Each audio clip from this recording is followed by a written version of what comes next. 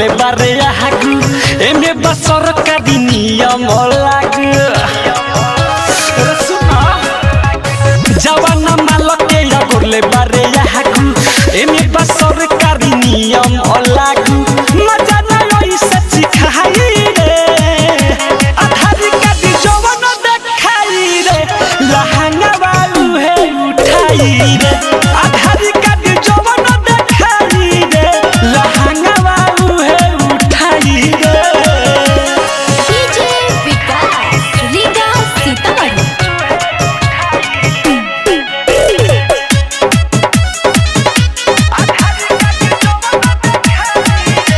Mix बार विकेश भोजपुरिया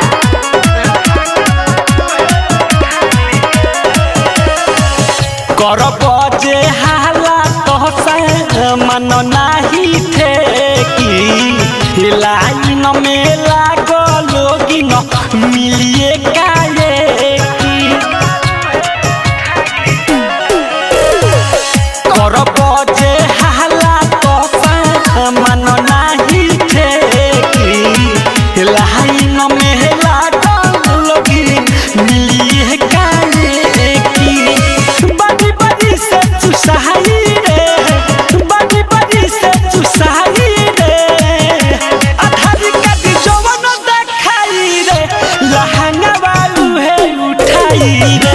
आधार का दी जवान देखाई रे लहंगा वालू है उठाई रे music by Gaurav Ghoshal Jyoti recording studio Lucknow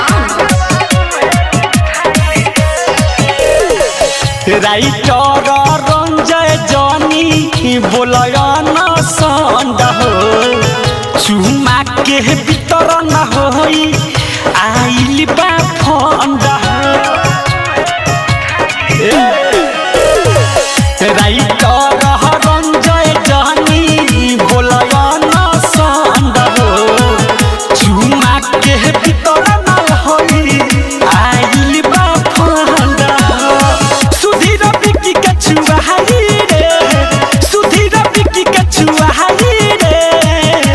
आधार का दी जवान देखाई रे लहंगा वालू है उठाई रे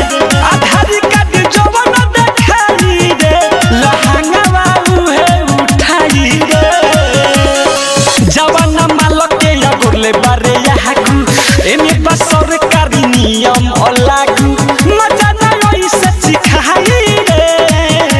आधार का दी जवान देखाई रे लहंगा वालू है उठाई रे आधार का दी जवान देखाई रे लहंगा वालू है उठाई रे ज्योति रिकॉर्डिंग स्टूडियो लखनऊ।